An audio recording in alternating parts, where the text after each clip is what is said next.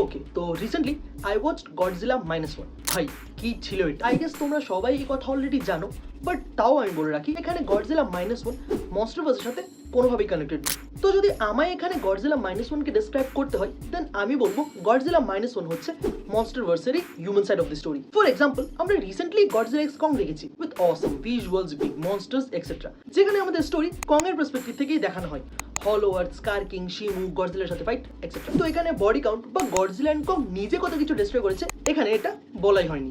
আর এখানে আসে -1, যেখানে গডজিলার এক্সিস্টেন্স হিউম্যান সিভিলাইজেশনের জন্য কতটা ডেঞ্জারাস ওইটা নিয়ে এখানে বেশি ফোকাস করা। গডজিলা -1 স্টোরি এখানে জাপানিজ হিস্ট্রির উপর বেস, যেখানে জাপানের মধ্যে ওয়ার্ল্ড ওয়ার 2 ইফেক্ট এবং ওই সময় জাপানের গভর্নমেন্টের ফেলিয়ার, ওই সবকিছু নিয়ে এই মুভিতে এখানে পলিটিক্যাল কমেন্ট্রি করা হয়েছে। এন্ড এখানে এই মুভির নাম মানে -1 এর পেছনেও একটা ইন্টারেস্টিং কারণ আছে, যেখানে এই ইউনিভার্সে জাপান ওয়ার্ল্ড ওয়ার 2 এর পর জিরোতে চলে আসে। তারপরে এই ইউনিভার্সে গডজিলার অ্যাটাক জাপানকে জিরো থেকে মাইনাসের দিকে নিয়ে চলে যায়। So hence the name Godzilla -1। And এটা একটা থিওরি যেটা আমি রেডিটে পড়েছি, কতটা accurate even I don't know, but হ্যাঁ somehow it's kind of making sense. যেখানে মনস্টারভার্স মুভিজে এই সব টাইটেন্সদের গ্র্যান্ড দেখানোর জন্য, এদের প্রেজেন্স ফিল করানোর জন্য slow motion entry, background music, elevation scenes এইসব ইউজ করা হয়। -1 এইসব কিছু নেই, বাট স্টিল এখানে যেভাবে গডজিলার প্রেজেন্স নিয়ে একটা টেনশন ফিল করানো হয় সেটা দেখার মতো। যেখানে মনস্টারভার্স মুভিজে we kind of celebrate this titans and তাদের মধ্যেকার ফাইটস, কিন্তু -1 এর ক্ষেত্রে খুব আইরনিক্যালি গডজিলাকে স্ক্রিনে দেখার পর অ্যাজ অডিয়েন্স আমাদের লিটারাল ফাটে। গডজিলার অ্যারাউন্ড এন্ড তাকে নিয়ে সব ক্যারেক্টারসদের যা ভয় ওইটা আমাদের ফিল হয়। আর যেটা মনস্টারভার্সে দেখানোর চেষ্টাও করা হয় না, ওইটাই হচ্ছে এখানে -1 এর selling point, the human drama and the human side of story. But যদিও এখানে মনস্টারভার্সের human side of the story Monarch legacy of monsters দেখানো হয়, বাট ওইটাতেও বিভিন্ন টাইটান্স লাইক গডজিলার অ্যারাউন্ড যে সিচুয়েশনের গ্র্যাভিটি, যে সিরিয়াসনেস, ওইটাও এখানে এত ভালোভাবে দেখানো হয় না, যেটা -1 নিজের 2 ঘন্টা রান আওয়ারের মধ্যে দেখিয়েছে।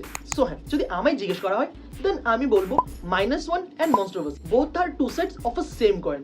তবে শুধু এইসব মুভিজে কিভাবে এইসব টাইটান ক্যারেক্টার্স লাইক গডজিলাকে প্রেজেন্ট করা হয়েছে ওইটা, তার সাথে স্টোরি, প্লট পয়েন্ট, ক্যারেক্টার্স এইসবও ডিফারেন্টই।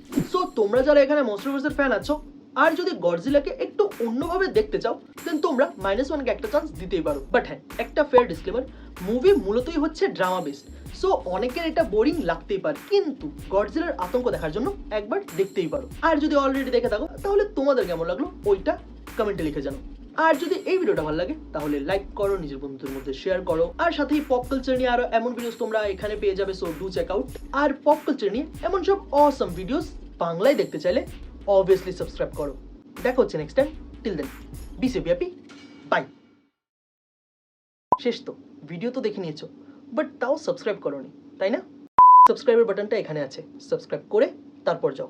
Away with me, come and fly away with me.